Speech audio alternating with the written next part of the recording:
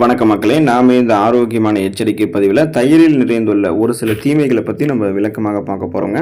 இப்போ தயிர் சாப்பிடுவதில் நிறைய நன்மைகள் கிடைக்குது அப்படின்னு நம்ம தெரிஞ்சிருப்போம். அது உண்மைதான். ஆனால் தயிர் ஒரு சில பேருக்கு ஒத்துக்கல அப்படின்னாலும், அளவுக்கு அதிகமாக சாப்பிட்டோம் அப்படின்னாலும் தயிர் நமக்கு தீமைகளை ஏற்படுத்தும். இப்போ நீங்கள் தயிர் எப்போதுமே காலை உணவுக்கும் மதிய உணவுக்கும் இடைப்பட்ட நேரமான நண்பகலுக்கு முன்பான நேரங்களில் சாப்பிட்டீங்கன்னா செரிமானம் எளிமையாக நடக்கும், ஊட்டச்சத்துக்களும் விரைவாக உறிஞ்சப்படும். இப்போ நீங்கள் தயிரோடு சேர்க்கக்கூடாத ஒரு சில உணவுப் பொருட்கள் இருக்குது, தயிரால் வரக்கூடிய தீமைகள் எல்லாம் இருக்குது. ஸோ அதெல்லாம் என்னென்ன, அதுலேருந்து விடுபடுவதற்கான வழிமுறைகள்லாம் என்னென்ன அப்படின்றத நம்ம பார்ப்போம். அதை பற்றி பார்க்குறதுக்கு முன்னாடி நீங்கள் ஒரு நாளைக்கு ஒரு கப் தயிர் எடுத்துக்கொள்ளணும்னு தெரிந்து கொள்ளுங்கள். 150லேருந்து 200 கிராம் வரைக்கும் நீங்கள் உட்கொள்ளலாம் அப்படின்றத தெரிந்து கொள்ளுங்கள். அதை பார்க்குறதுக்கு முன்னாடி இந்த வீடியோவுக்கு மட்டும் ஒரு லைக் கொடுத்துட்டு இந்த தகவலை உங்களுக்கு தெரிஞ்சவங்களுக்கும் ஷேர் பண்ணிவிடுங்க. ஏன்னா இது அவங்களுக்கும் பயனுள்ளதாக இருக்கக்கூடிய ஒரு ஆரோக்கியமான பதிவு தாங்க. இது போன்ற அப்டேட்ஸ்கள் நீங்கள் தொடர்ந்து பார்க்குறதுக்கு நம்மளுடைய ஹெல்த் நியூஸ் தமிழ் சேனலை மறக்காமல் சப்ஸ்கிரைப் பண்ணி வச்சுக்கோங்க. பக்கத்தில் இருக்கக்கூடிய பெல் பட்டனையும் கிளிக் பண்ணி ஆல் அப்படின்ற ஆப்ஷனையும் செட் பண்ணி வச்சுக்கிட்டீங்க அப்படின்னா நாங்கள் போடக்கூடிய எல்லா அப்டேட்ஸும் உங்களுக்கு நோட்டிஃபிகேஷனோட அடிக்கடி சேரும். சரி வாங்க மக்களே, இப்போ வீடியோக்குள்ளே போயிடலாம். தயிரோட ஏற்படக்கூடிய தீமைகளை பார்த்தீங்கன்னா எடை உங்களுக்கு அதிகரிக்கலாம் மற்றும் கொழுப்பு சேர ஆரம்பிக்கலாம். ஸோ இதுக்கான காரணம் என்னென்னா, தயிரில் குறிப்பாக முழு கொழுப்பு இருக்கக்கூடிய ஃபுல் ஃபேட் இருக்கக்கூடிய பால் பொருட்களிலிருந்து தயாரிக்கப்படக்கூடிய தயிரெல்லாம் பார்த்தீங்கன்னா கலோரிகள் மற்றும் கொழுப்பு சத்து அதிகமாக தான் இருக்கும். இதன் மூலமாக ஏற்படக்கூடிய தீமை என்னென்னா, இந்த மாதிரி தயிர் நீங்கள் அளவோடு உட்கொள்ளாமல் அளவுக்கு அதிகமாக எடுத்துக்கொள்ளும் போது உடலில் அதிகப்படியான கலோரிகள் சேர்ந்து உடல் எடை மற்றும் உடல் பருமன் ஒபிசிட்டி அதிகரிக்கிறதுக்கு வாய்ப்புகள் இருக்குது. ஸோ கொலஸ்ட்ரால்ஸ் அதிகமாக சேர்ந்துருச்சு அப்படின்னா உடலெங்கும் கொழுப்பு சத்துக்கள் அதிகமாக இருக்கும்போது இயல்பாக நம்மளுடைய வேலைகளை நம்ம செய்ய முடியாது, மூச்சு வாங்க ஆரம்பிக்கும், ரத்த நாளங்களில் கொழுப்பு படிவுகள் இருக்கிறதால ரத்த ஓட்டம் அப்படின்றது உடலெங்கும் கிடைக்காது, பிபி ப்ராப்ளம் வரலாம். இன்னும் குறிப்பாக பார்த்தீங்கன்னா உங்களுக்கு அந்த உடல் பருமன் அதிகரிக்கிறதால சுகர் ப்ராப்ளம் வரலாம். இப்போ ரத்த ஓட்டம் இதயத்துக்கு செல்லனா கூட மாரடைப்பு பக்கவாதம் ஏற்படுறது கூட வாய்ப்புகள் இருக்குது. ஸோ நாம தான் கவனமாக இருக்கணும். இரண்டாவது பார்த்தீங்கன்னா செரிமான கோளாறுகள் மற்றும் அஜீரணம் உங்களுக்கு ஏற்படலாம். ஸோ இதுக்கான காரணம் என்ன அப்படின்னா, தயிர் இயற்கையிலேயே குளிர்ச்சி தன்மை கொண்டது மற்றும் செரிமானம் ஆகிறதுக்கு சிறிது நேரம் எடுத்துக்கொள்ளும். ஏன்னா அதில் அதிகப்படியான புரதச்சத்து இருக்குது. அது ஆரோக்கியமான புரதம் தான், ஆனால் அது செரிமானம் ஆகிறதுக்கு அதிக நேரம் எடுக்கும். ஸோ இதனால் பார்த்தீங்கன்னா இருக்கக்கூடிய தீமை என்னென்னா, செரிமான கோளாறு ஆல்ரெடி உங்களுக்கு இருக்குது அப்படின்னா, அல்லது பலவீனமான செரிமான அமைப்பு கொண்டவர்கள் நீங்களாக இருக்கீங்கன்னா அளவுக்கு அதிகமாக தயிர் நீங்கள் சாப்பிட்டுட்டீங்க அப்படின்னா அது அஜீரணம், வயிற்று பொறுமல் அப்படின்னு சொல்லக்கூடிய ப்ளோட்டிங்கு மற்றும் வாயு பிரச்சனை, இந்த மாதிரி நிறைய செரிமானம் தொடர்பான அசௌகரியங்களை உங்களுக்கு ஏற்படுத்தலாம். ஸோ நமக்கு வேண்டிய அளவு நமக்கே தெரியும். நம்ம சாப்பிடும் போதே நம்மளுடைய வயிறே நமக்கு குறிப்பிடும் இவ்வளோ போதுமானது அப்படின்னு சொல்லிட்டு. ஸோ இந்த அளவு தெரியாமல் நீங்கள் சாப்பிடும்போது அது உங்களுக்கு செரிமான கோளாறுகள் மற்றும் அஜீரணம் தொடர்பான பிரச்சனைகளை ஏற்படுத்தும். நாம் தான் கவனமாக இருக்கணும், அளவாக எடுத்துக்கொள்ளணும். மூணாவதாக பார்த்தீங்கன்னா சளி, இருமல் மற்றும் சுவாசம் தொடர்பான பிரச்சனைகள் ஏற்படலாம். இதுக்கான காரணம் என்னென்னா, இப்போ நீங்கள் தயிர் எடுத்துக்கிறீங்க அப்படின்னாலே அது ஆயுர்வேத கருத்துக்களின்படி தயிர் குளிர்ச்சியான மற்றும் கபம் தோஷத்தை அதிகரிக்கக்கூடிய தன்மை கொண்டது தான். ஸோ இதை நீங்கள் இரவு நேரங்களில் அல்லது குளிர்ச்சியான காலநிலைகளில் உட்கொள்ளும் போது சளி பிடிக்கக்கூடிய அபாயம் இன்னும் அதிகரிக்கும்.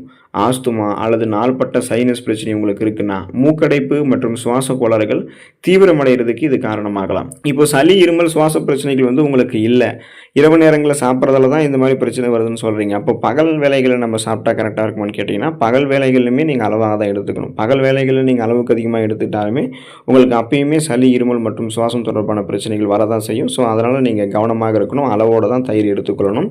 நான்காவதாக மூட்டு வலி மற்றும் வீக்கம் உங்களுக்கு ஏற்படலாம். அதாவது ஆர்த்ரைட்டிஸ் அண்டு ஜாயிண்ட் பெயின்ஸ் உங்களுக்கு வரலாம். ஸோ இதுக்கான காரணம் என்னென்னா, தயிரினுடைய புளிப்புச்சுவை தான். தயிரினுடைய புளிப்புச்சுவை மற்றும் அதனுடைய குளிர்ச்சி தன்மை இது உடலில் இருக்கக்கூடிய மூட்டுகளில் நீர்க்கோப்பு அல்லது விரைப்பு தன்மையை அதிகரிக்கக்கூடும் அப்படின்னு கருதுகிறாங்க. அதாவது மருத்துவ நிபுணர்கள், உணவு ஆராய்ச்சியாளர்கள், உணவு நிபுணர்கள், ஊட்டச்சத்து நிபுணர்கள்லாம் கருதுகிறாங்க. ஸோ இதன் மூலமாக கிடைக்கக்கூடிய இந்த தீமை என்னென்னா, ஏற்கனவே மூட்டு வலி அப்படின்னு சொல்லக்கூடிய அந்த ஆர்த்ரைட்டிஸ் ப்ராப்ளம், கீழ்வாதம், கவுட் இருக்கிறவங்க அல்லது உடல் வலிகளால் அவதிப்படுபவர்கள் இவங்கெல்லாமே பார்த்திங்கன்னா தினசரி அதிக அளவில் தயிர் சாப்பிட்டாங்க அப்படின்னா வலி மற்றும் வீக்கம் மேலும் அவங்களுக்கு அதிகரிக்கிறதுக்கு வாய்ப்பு இருக்க தவிர குறையவே குறையாது. அப்போ மூட்டு வலி மற்றும் வீக்கம் இருக்கிறவங்களாம் தயிர் இன்னும் புளிப்புச்சுவை அதிகமாக இருக்கக்கூடிய தயிரெல்லாம் நீங்கள் எடுத்துக்கொள்ளக்கூடாது.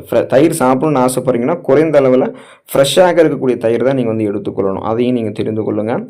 5, ஒவ்வாமை அப்படின்னு சொல்லக்கூடிய அந்த அலர்ஜி மற்றும் தோல் பிரச்சனைகள் உங்களுக்கு வர ஆரம்பிக்கலாம். இதுக்கான காரணம் என்னென்னா, பாலில் இருக்கக்கூடிய லாக்டோஸ் அல்லது பால் புரதங்கள்லாம் சிலருக்கு ஒவ்வாமை அலர்ஜி ஏற்படுத்தலாம். சிலருக்கெல்லாம் பாலுடைய வாசனையே அலர்ஜியாக தான் இருக்கும். ஸோ இதன் மூலமாக என்ன தீமைனா, இந்த லாக்டோஸ் சகிப்புத்தன்மை குறைந்தவர்கள் தயிர் சாப்பிடும்போது வயிறு வலி, வாந்தி அல்லது வயிற்றுப்போக்கு உண்டாகலாம். மேலும் சிலருக்கு இது வந்து முகப்பரு அல்லது அரிப்பு போன்ற தோல் பிரச்சனைகளை கூட கொடுக்கக்கூடும். ஸோ அது வந்து வர ஆரம்பிக்கும். ஸோ நாம தான் கவனமாக இருக்கணும். இந்த அலர்ஜி மற்றும் தோல் பிரச்சனைகள்லாம் இருக்குன்னா நீங்கள் தயிர் அளவுக்கு அதிகமாக சாப்பிட்ருக்கீங்க அப்படின்னு அர்த்தம், அல்லது தயிர் உங்களுக்கு ஒத்துக்காமல் இருந்திருக்கு அப்படின்னு அர்த்தம். ஸோ நீங்களாம் தயிரிடமிருந்து விலகியே இருக்கிறது நல்லது. ஆறாவதா விஷயம் என்னென்னா, சிறுநீரக கல் மற்றும் அசிடிட்டி பிரச்சனைகள் வந்து உங்களுக்கு வந்து வரலாம். ஸோ இதுக்கான காரணம் என்னென்னா, அதிகப்படியான புளித்த தயிரை உட்கொள்ளும் போது அதில் இருக்கக்கூடிய அமிலத்தன்மை உடலில் அசிடிட்டி அல்லது நெஞ்செரிச்சலை உருவாக்கலாம். இப்போ இதனால் உங்களுக்கு என்ன விளைவு வரும்னா, சிறுநீரக கற்கள் உள்ளவர்கள்லாம் அதிக கால்சியம் மற்றும் ஆக்சலேட் உள்ள பொருட்களை தவிர்க்க வேண்டும். மருத்துவர்களுடைய ஆலோசனை இல்லாமல் அளவுக்கு அதிகமாக தயிர் சாப்பிடுவது சிலருக்கு சிறுநீரக பிரச்சனைகளையுமே அதிகரிக்கக்கூடும்ன்றதை தெரிந்து கொள்ளுங்கள். ஸோ இந்த தீமைகளை தவிர்த்து தயிரினுடைய முழுமையான ஆரோக்கியமான நன்மைகளை பெறணும்னா நம்ம தயிரை வந்து சரியான வழிமுறைகளில் உட்கொள்ள வேண்டியது அவசியம். ஸோ அந்த வழிமுறைகளை நம்ம பார்ப்போம். இப்போ உட்கொள்ளக்கூடிய சரியான நேரம் தெரிந்து கொள்ளணும். பகல் வேளையில் மட்டும்தான் நம்ம எடுத்துக்கொள்ளணும். எப்போதுமே அந்த காலை உணவுக்கும் மதிய உணவுக்கும் இடைப்பட்ட நேரமான நண்பகல் நேரங்கள் எடுத்துக்கொள்ளுங்கள். இல்லைனா மதிய உணவாக சாப்பிட்றீங்கன்னா தயிரை வந்து நீங்கள் சேர்த்துக்கொள்வது சிறந்தது தான். இரவு நேரங்களில் சாப்பிடக்கூடாது. இரண்டாவதாக விஷயம் என்னென்னா, புளிக்காத புதிய தயிரை வந்து நீங்கள் பயன்படுத்தணும். ஃப்ரெஷ்ஷாக இருக்கணும் தயிர் வந்து. இல்லைனா நீங்கள் தயிரோட மேலே இருக்கக்கூடிய அந்த உறைந்த நீரை கூட நீங்கள் வந்து எடுத்துக்கொள்ளலாம். குறைந்த தயிரில் இருக்கக்கூடிய அந்த தெளிந்த நீர் கூட உங்களுக்கு உடல் சூடு, தலைச்சளி போன்ற பிரச்சனைலாம் சரி பண்ணிடும். இப்போ குறிப்பாக பார்த்தீங்கன்னா புளிப்புத்தன்மை இருக்கும் இல்லையா, நல்லா உறைந்த அன்றைய தேதி இருக்கக்கூடிய ஃப்ரெஷ்ஷாக வாங்கியிருக்கக்கூடிய அந்த புதிய தயிரை தான் பயன்படுத்தணும். அப்போது தவிர்க்க வேண்டியது என்னென்னா, அதிகப்படியாக புளித்த தயிர் வந்து நம்ம தவிர்க்கணும். ஏன்னா அதில் வந்து அமிலத்தன்மை, அதாவது அசிடிட்டி வந்து அதிகம் இருக்கும். அதனால் அது நெஞ்செரிச்சல், அசிடிட்டி மற்றும் தொண்டை வலி போன்ற பிரச்சனைகளை உருவாக்கும். அப்படின்றதுல தான் புளித்த தயிரை வந்து தவிர்க்கிறது நல்லது. இயற்கையான மசாலா பொருட்களை தயிரில் சேர்க்கிறது இன்னும் நிறைய நன்மைகளை வந்து கொடுக்கும். மிளகு மற்றும் ஜீரகம்லாம் சேர்க்கலாம். தயிரை வந்து அப்படியே சாப்பிடுவதற்கு பதிலாக அதில் இருக்கக்கூடிய சிறிதளவு இடித்த மிளகுத்தூள், சீரக பொடி அல்லது பெருங்காயத்தை வந்து சேர்த்துக்கொள்ளலாம். ஸோ இதன் மூலமாக கிடைக்கக்கூடிய நன்மை என்னென்னா, சீரகமும் மிளகும் தயிரினுடைய குளிர்ச்சி தன்மையை வந்து சமன் செஞ்சு செரிமானத்தை வந்து எளிதாக்கும். மேலும் வாயு தொல்லை மற்றும் வயிற்றுப்புறமலையுமே உங்களுக்கு வந்து தடுக்கும் அப்படின்றது தெரிந்து கொள்ளுங்கள். நாலாவது என்னென்னா, சீதோஷண நிலைக்கு ஏற்ப மாற்றணும். அதாவது பருவநிலைக்கு ஏற்ப நீங்கள் உணவுகள் எடுத்துக்கொள்ளணும். அதுபோல் தான் தயிருமே கோடை காலங்களில் எடுத்துக்கொள்ளலாம். கோடை காலத்தில் தயிரை வந்து மோர் வடிவில் நீர்த்து போக வச்சு சீரகம் மற்றும் கருவேப்பிலை சேர்த்து குடிக்கிறது அப்படின்றது உடல் வெப்பத்தை தணித்து எப்போதுமே நீரேற்றமாக வைக்கிறதுக்கு ஹெல்ப் பண்ணும்.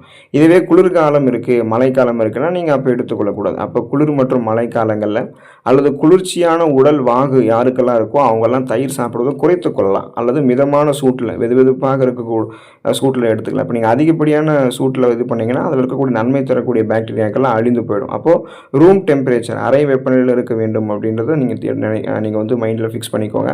தயிர் வந்து அளவாக எடுத்துக்கொள்ளணும். ஒரு 100லேருந்து 150 கிராம் சாப்பிட்லாம். அப்புறம் இன்னும் கொஞ்சம் நல்லா ஆரோக்கியமாக இருக்குன்னா ஒரு 200 கிராம் வரைக்கும் சாப்பிட்றது அப்படின்றது போதுமானது தான். தினசரி எடுத்துக்கொள்ளக்கூடாது. இப்போ நீங்கள் வந்து வாரத்தில் 2 அல்லது 3 நாட்கள் மதிய வேலைகளை மட்டுமே நீங்கள் தயிர் சாப்பிட்லாம். அப்போ தான் உங்களுக்கு நல்லது. ஏன்னா அளவுக்கு மிஞ்சினால் அமிர்தமும் நஞ்சு அப்படின்றத நீங்கள் தெரிந்து கொள்ளுங்கள். அப்போது வாரத்தில் 2 அல்லது 3 நாட்கள், குறிப்பாக அந்த காலை உணவுக்கும் மதிய உணவுக்கும் இடைப்பட்ட நேரமான நண்பகலுக்கு முன்பான நேரங்களில் சாப்பிடுங்க. நண்பகல் நேரங்களில் மதிய உணவு சாப்பிடும்போது கூட நீங்கள் எடுத்துக்கொள்ளுங்கள். சில உணவுகளோட நீங்கள் தயிரை சேர்க்கறத தவிர்க்கணுங்க. மீன் மற்றும் பழங்கள், அதுதான் அந்த உணவுகள். ஆயுர்வேத குறிப்புகளின்படி தயிரை வந்து மீன் போன்ற அசைவ உணவுகளுடனோ அல்லது சில புளிப்பு சுவை கொண்ட பழங்களுடனோ, உதாரணமாக சிட்ரஸ் பழங்கள், இதோடலாம் நீங்கள் சேர்த்து உண்பதை தவிர்க்கணும். ஏன்னா இது வந்து ஒவ்வாமை மற்றும் செரிமான கோளாறுகள் ஏற்படுவது தவிர்க்கிறதுக்கு உதவிகரமாக இருக்கும். அதனால தான் நீங்கள் சேர்க்கக்கூடாது. ஒருவேளை சேர்த்துட்டிங்கன்னா உங்களுக்கு அந்த ஒவ்வாமை எல்லாம் வர ஆரம்பிக்கும், தோல் தொடர்பான பிரச்சனைகள்லாம் வரும் அப்படின்றத நீங்கள் ஞாபகம் வச்சுக்கோங்க. அப்போ நீங்கள் தயிரை சாப்பிடும்போது கொஞ்சம் கவனமாக இருந்து தயிரை வந்து எடுத்துக்கொள்ளணும். ஸோ தயிர் வந்து எடுத்துக்கொண்டாலே தீமை ஏற்படுமா அப்படின்னா கிடையாது.